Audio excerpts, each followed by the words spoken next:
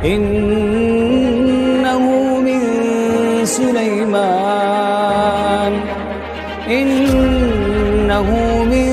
Sulaiman wa innahu bismillahirrahmanirrahim.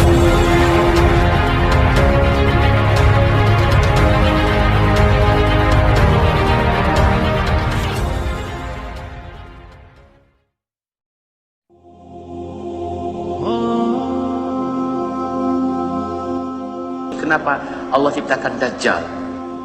Bukankah Allah berfirman di dalam Al-Quran surat Al-Ankabut ayat 2 ayat 3, ahasiban nasu ayutraku ayyaqulu amanna wa hum la yuftanun? Apakah manusia berpikir mereka kami biarkan saja mengaku dan merasa dirinya beriman sementara kami belum uji? Biar ketahuan yang sebenarnya beriman siapa.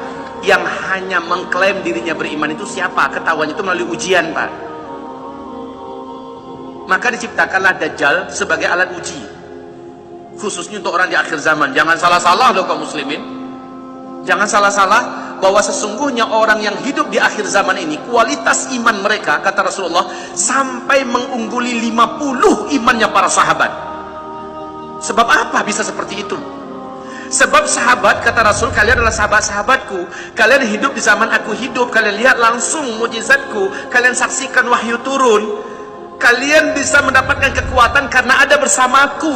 Sementara yang hidup di akhir zaman tidak pernah berjumpa denganku, tidak pernah melihat aku, tetapi mereka berpegang erat dengan sunnahku.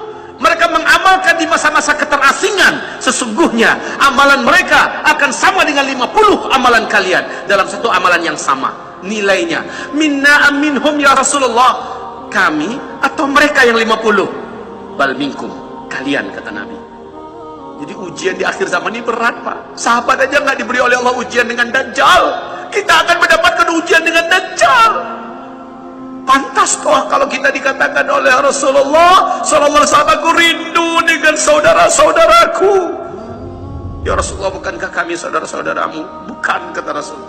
Kalian adalah sahabat-sahabatku, saudara-saudaraku yang muncul nanti di akhir zaman. Subhanallah. Di akhir zaman, kalau Bapak mau, mendaftarlah menjadi salah satu di antara saudara Rasul. Tapi harus seperti sahabat, Pak. Kualitasnya sekualitas sahabat. Imannya, akhlaknya, ibadahnya, perjuangannya, pengorbanannya harus seperti itu. Nilai kita akan 50 seperti sahabat. Kalau Bapak mau, Bapak bisa. Pasti bisa. Insya Allah Ta'ala. Hanya ujian kita sekarang ini, Pak, Masya Allah, seluruh dunia bersatu menghabisi kita. Rasul dan para sahabat sudah terbentuk kekuatan. Di masa mereka itu sudah, power itu sudah di tangan mereka, apalagi setelah Futuh. Nah, kalau sekarang kita sedang di puncak pendakian, banyak yang berjatuhan, banyak sekali yang berjatuhan, banyak yang berguguran, dikecewakan teman sedikit udah mundur dari lapangan dakwah. Hah? Ya kan? Udah nggak mau lanjut lagi, kecewa dengan ustadznya, udah nggak mau berjamaah lagi. Cepat betul kita ngambek. Sementara karakter orang-orang yang hidup bersama para nabi seperti sahabat, wa ka'ayyin min nabiyyin qatala ma'ahu ribbiyuna katsir fama wahanu lima asabahum fi sabilillah wa ma dha'ufu wa mastakanu. Ya? Betapa banyak orang-orang yang mendampingi para nabi, mereka mempunyai karakter ksatria. Mereka tidak pernah menyerah dan tidak mau mengalah, dan tidak pernah mereka merasa lemah. Apapun yang menimpa mereka selama di jalan Allah, nggak pernah mundur. Maka dalam perbincangan dengan Bapak yang kami muliakan kemarin, Bapak kata saya, Bapak jangan mundur, maju lagi. Saya telah kecewa.